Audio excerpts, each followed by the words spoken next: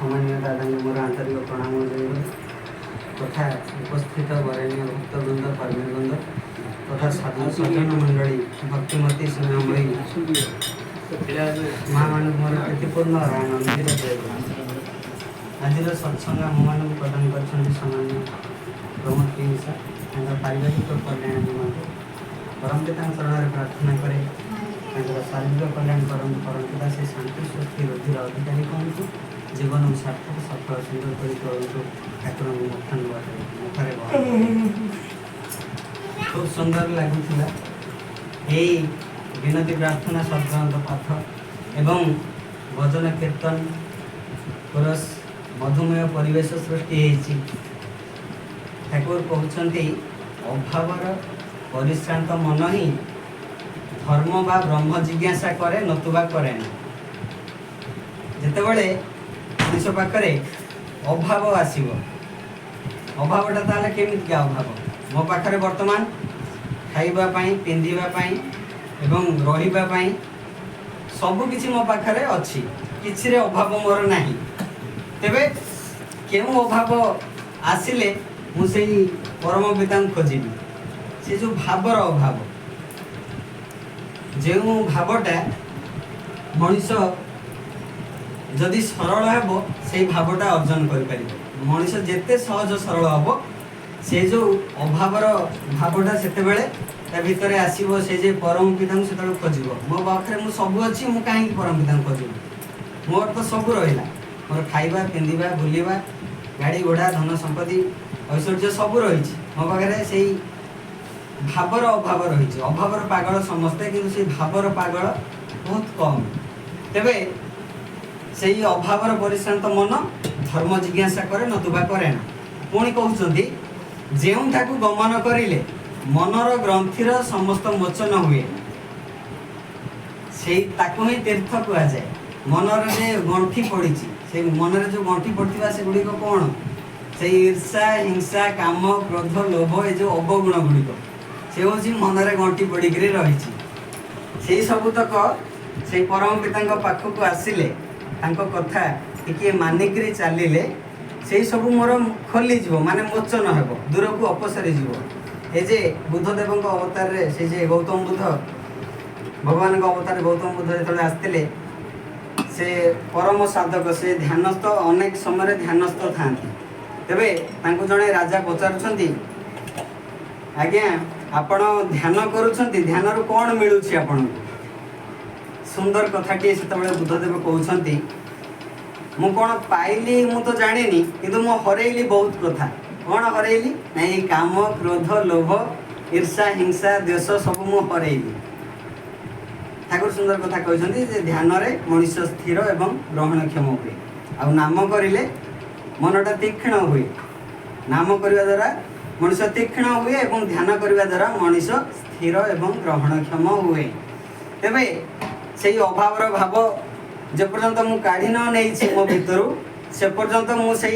जमी अवस्था अच्छी मुझे रही मु शांति रही पारि केवे भी जे पर्यंत मुझे अभावर भावटा को काढ़ी नहीं कहले तुम्हें जगत हजार करी दुख को नष्ट कर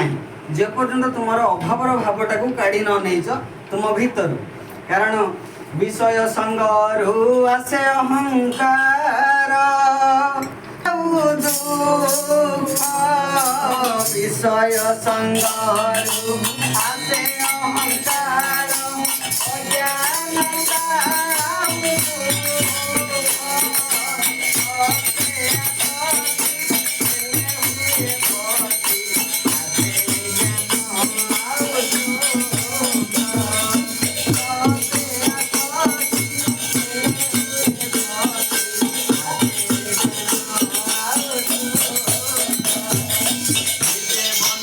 Okay.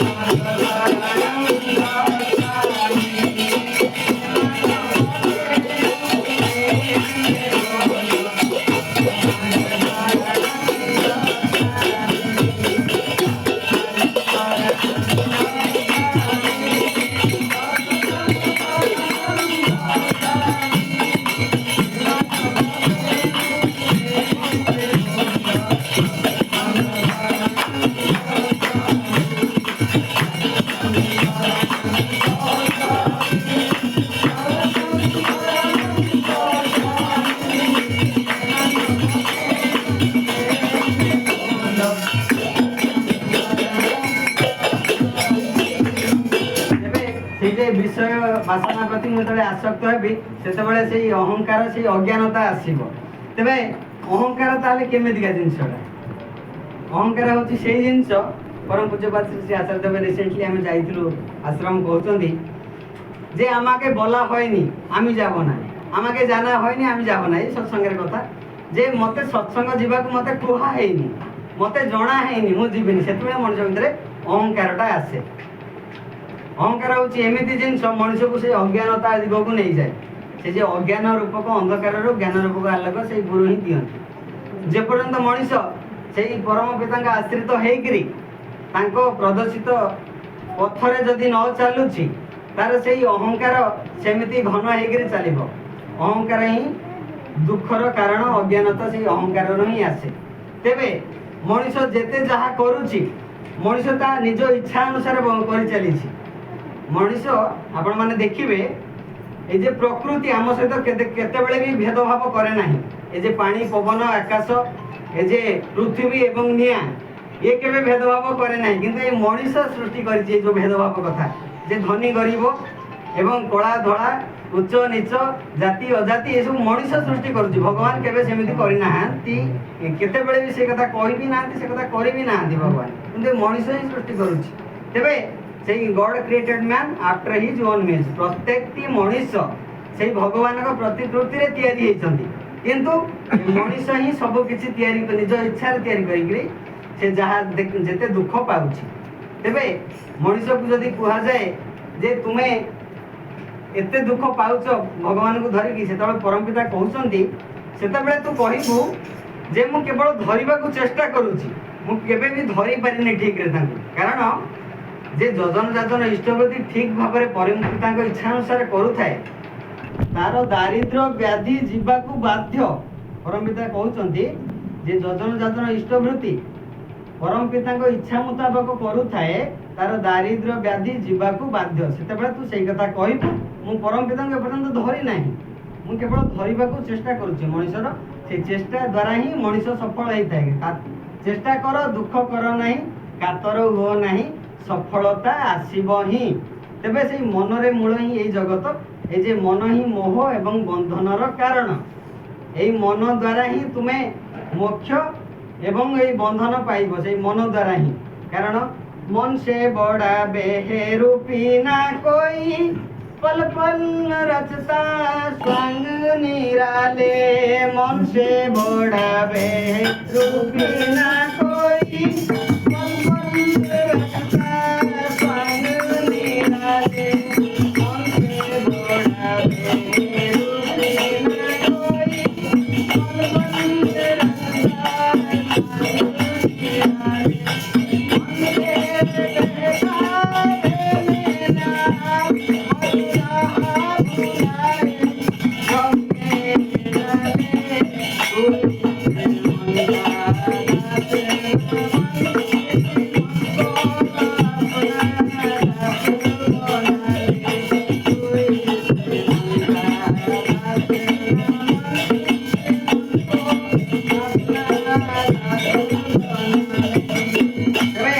ମନକୁ ତୁମର ଦାସ କରିକି ରଖ। ସେ ଶ୍ରୀମଦ ଭଗବତରେ କୁହାଯାଉଛି, ପରମ ପୁରୁଷ କୃଷ୍ଣ କହିଛନ୍ତି ସେ ମନକୁ ତୁମର ଅଧୀନ କରିକି ରଖ। ତୁମେ କିନ୍ତୁ କାହା ସେଇ ମନର ଅଧୀନ ହୁଅ ନାହିଁ, କାରଣ ତୁମେ ହେଉଛ ସେଇ ସଚ୍ଚିଦାନନ୍ଦଙ୍କର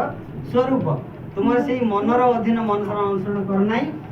ବିବେକର ଅନୁସରଣ କର, ତୁମେ ମଙ୍ଗଳର ଅଧିକାରୀ ହେବ। ପରମ ପିତା କହିଛନ୍ତି, ଶ୍ରୀ ଶ୍ରୀ ପରମ ପ୍ରେମମୟ ସେଇ ସତ୍ୟାନୁସରଣରେ ଲେଖିଛନ୍ତି, ତୁମେ ମନର ଅନୁସରଣ କର ନାହିଁ, ସେଇ ବିବେକର ଅନୁସରଣ କର, ମଙ୍ଗଳର ଅଧିକାରୀ ହେବ। ସାଥେ ଯାର ଦୟାମୟ ଯାଏ ତାର ସବୁ ଭୟ। ଯେତେବେଳେ ପରମ ପିତା ଅଛନ୍ତି ମୋ ସାଥିରେ ସେତେବେଳେ ମୋର ଆଉ କୌଣସି ଭୟ ନାହିଁ। ଦୟାଲ ହେ ଦୟା ତବ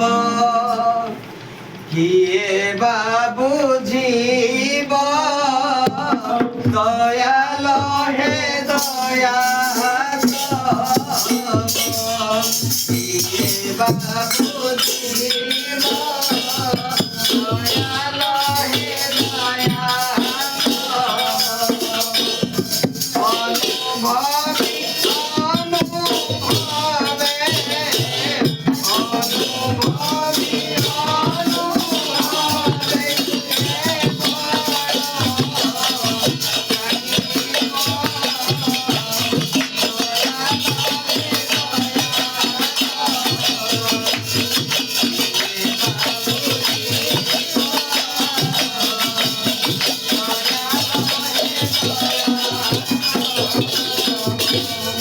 परम पिता को बुझी हुए नहीं एवं तांको मध्य बुझाई मध्य हुए नहीं तांको केवल उपलब्धि करिवे तांको केवल अनुभव करिवे सेही तुमरो सेही आत्मा जे आत्मा रूपी माधव अछंती सेही शरीर भितरे सेही आत्मा रूपी माधव जे परम पितांकर अंश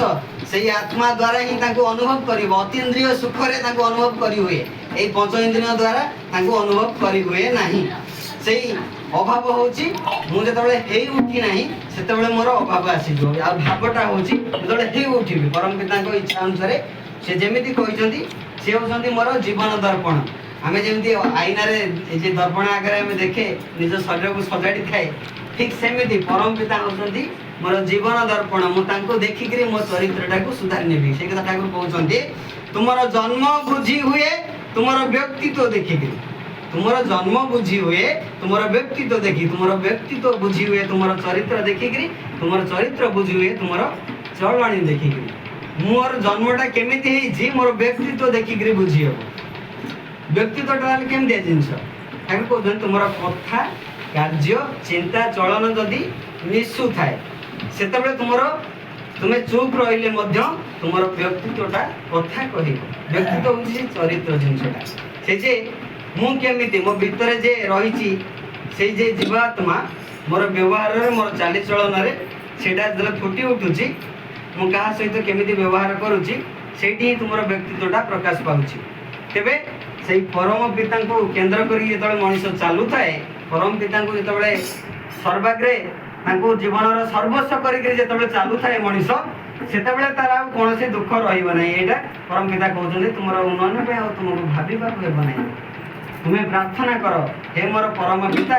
तुम्हें ही मोर सर्वस्व तुम्हें ही मोर अस्तित्व भित्ति तुम बिना मोर किछि नै जेते दिन तुम संसार रे रहिछि तुमको नै कि तुमरी कार्यरत हे कि जेमि चालू थाए मोर आ किछि नै प्रभु तुम्हें ही मोर सब किछि परिशेष रे उपस्थित थिबा